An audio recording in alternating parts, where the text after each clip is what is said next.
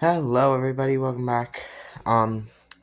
So there's gonna be a few changes with the system, only really on the fire portion, nothing else really fancy. And then a few changes to the channel. I'm gonna try to do these monthly now. Especially now that it's getting closer to summer. My June, July, and August, my June and July test definitely should be posted on time. Not so sure about my August test. Sorry there. But that's just because back to school time and other personal things are happening around then. Anyways, so let's go over the system. Everything's usually the same. Still all the NBG12s. Still have all the same notification appliances. However, I did finally wire that one up. It didn't work for the April system test because I didn't have the wire, and I didn't even actually have the wire to get to this one originally. But I found one piece of wire that's like separate because it's been pulled out of the original coating. So it's not like a copper wire. It's just still words. Still has its individual lining, but I ran that one through here, and then I had to join two wires in the middle. It works. It's good, and it's synced with the system, so that's good. No other changes with the system though. Still all crappily mounted. The system has already been inspected because I did that May 1st. And also May the 4th be with you today. Eventually, potentially for one of the later in this year's tests, I'm going to actually probably end up having these taken out and put like a makeshift custom panel here where it's actually going to be a 3D printed body, and then like there's going to be like a custom designed wire controls within it, which will make this a non-auto resetting.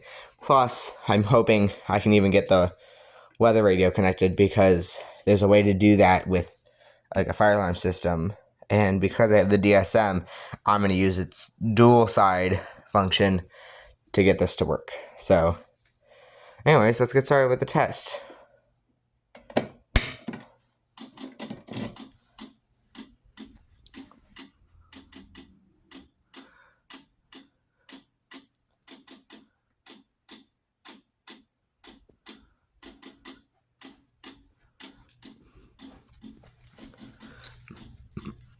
So obviously you can't really easily see it because, again, I'm recording this on a phone. So I'm really sorry that it's vertical video.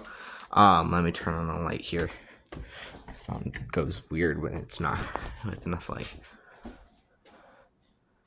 But yes, all of these devices work, and I kind of just stepped on the dog.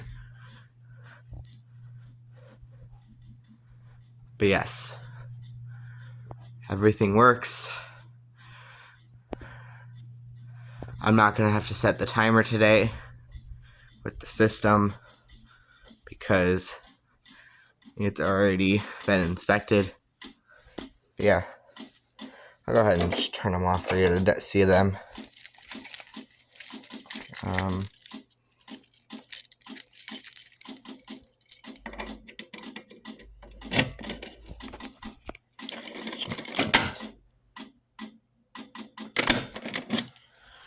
I always try to wait till the, sorry, I just gotta wipe it off my screen.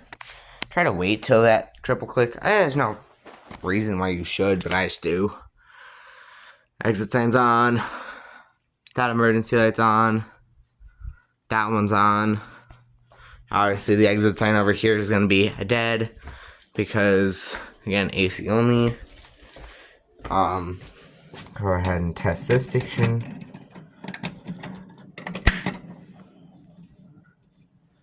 You can hardly hear it, but yeah, that you can hear the sync module all the way out here.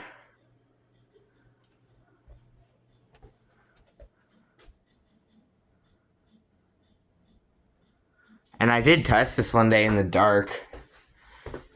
I just let the strobes run. And it was actually very bright.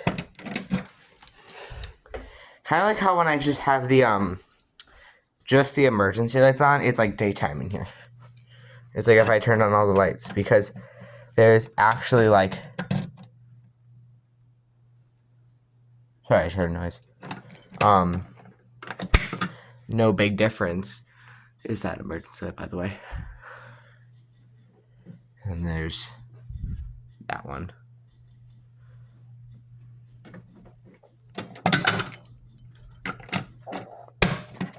Man, is it windy. And I did mention, I think, in the last video, whether I mentioned it in the video or in the description, I was going to make individual inspection videos on how to, like, inspect these kinds of things. Sorry, floor maneuver is. But I tried that. My phone, it had run out of storage space that day. So what I've been doing, what I kind of just did, was just had to delete those and a few other things. But now this video can be a little bit longer. So from this point on, it's really just in how to how I inspect them, to be fair. So for my fire alarms, I usually, for other than my monthly tests, I usually just will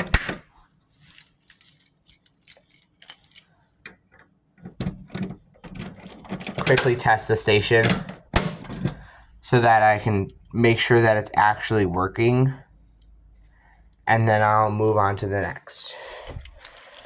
And then usually for the first pulsation that I pull, I will check every device on the system. I'll walk around, make sure everything is working, flashing, you know. And then for the devices after that, I just verify that they actually activate my system. That's usually the easiest portion. The annual test, I usually let them run a little bit longer. I don't ever check candela, but I do also just check on the device, verify that it's not like loose from the bracket and it's not like falling off or not working. Obviously, on the monthly, I always go through and inspect these. This one's inspection tag is just up here. But what I do is I just go in and I'm like, okay, I'll occasionally twist off the nozzle on this one, verify that it's clear. I don't weigh these very often because they're really hard to weigh, because there's like a very specific scale you kind of got to use, and I don't think I have one of those. And plus the scale we have is like super weird. But I'll always just check that, make sure it's in the green. Then for my two other extinguishers that aren't in my bedroom, I have a custom tag that I have to hole punch out the month, and then I usually just verify, make sure everything else is good. For exit signs and emergency lights, again, everything but every month but the annual, these get tested for 30 minutes. I make sure that they survive the 30 minutes, which they all do, obviously, except the E unit, which is that exit sign above the door, which will eventually be replaced with unit G, because this is actually unit F. So when unit G gets replaced, then unit G comes in. My device list fell. I don't know where it went, but it fell.